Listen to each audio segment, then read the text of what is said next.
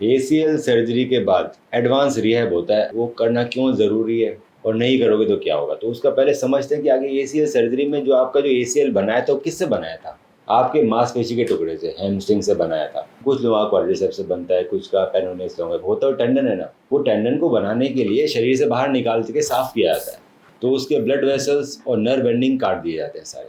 अब normal rehab तो कर लिया हमने जी, जिसमें हमारा घुटना बैंड हो गया, घुटना सीधा हो गया, हम थोड़ा बहुत स्ट्रेंथ ट्रेनिंग स्क्वाट मार लिए, थोड़ी स्टेबिलिटी की तो बैलेंस ट्रेनिंग कर लिए, नॉर्मल रिहैब हो गया हमारा, हम काम चला रहे हैं। एडवांस रिहैब नहीं हुआ।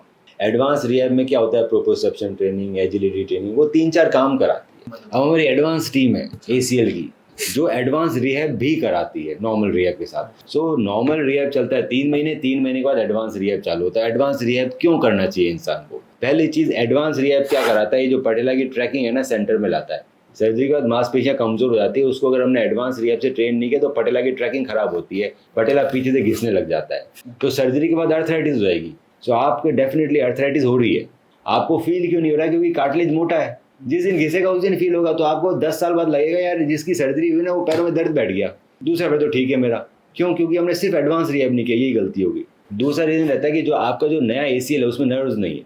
अब नर्व एंडिंग नहीं है तो ब्रेन को सिग्नल नहीं पहुंचा पा रहा ढंग से कि मेरा ACL बन गया, उसको बचा नहीं पा रहा ब्रेन ACL लूप होता है नर्व का, ACL में नर्व नहीं है, क्योंकि जिस जो लिगामेंट में नर्व थी वो तो टूट गया, जो नया बना है उसमें नर्व नहीं है। नर्व तभी ग्रो करेगी जब हम प्रोप्रियोसेप्शन ट्रेनिंग करेंगे, वो हमारी हुई नहीं। जैसे ही में प्रोप्रियोसेप्शन ट्रेनिंग होगी, नर्व्स आ जाएगी और ब्रेन ACL का लूप बन जाएगा। वो कनेक्शन बनते ही हमारा ब्रेन हमारे ACL को बचाने लगेगा, नहीं तो अभी बचा नहीं रहा, उसको आइडिया ही नहीं है। तीसरा, हमारा जो मांसपेशी है ना, यही है जो लिगामेंट को बचाती है। कल को हम गिर जाते हैं टक करते हुए, तो नी तो ट्विस्ट हो ही जाएगा ना गिरने पे। ये मसल क्या करती है, फट से पकड़ लेती है, नी को ट्विस्ट नहीं होने देती।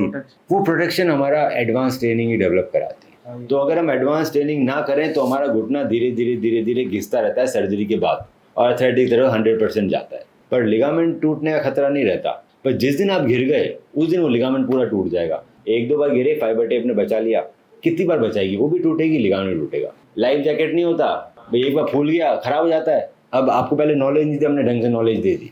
अभी आप रिहैब चालू करो और फ्यूचर में घुटने को घिसने से और टूटने से बचाओ। दोबारा सर्जरी होने में ज़्यादा टाइम नहीं लगता।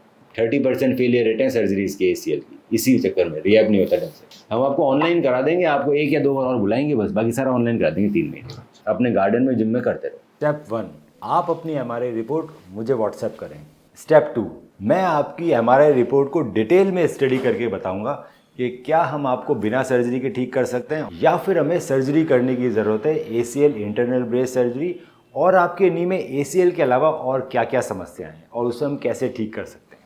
स्टेप 3, जब आप मुझसे मिलने आएंगे तो मैं आपके नी का डिटेल्ड फिजिकल एग्जामिनेशन करूँगा, आपकी फिल्म्स को डिटेल में देखा जाएगा और उसको देखते हुए आपसे ट्रीटमेंट ऑप्शंस डिस्कस किए जाएंगे। आपके जितने भी सवाल हैं उन सभी का मैं जवाब दूंगा।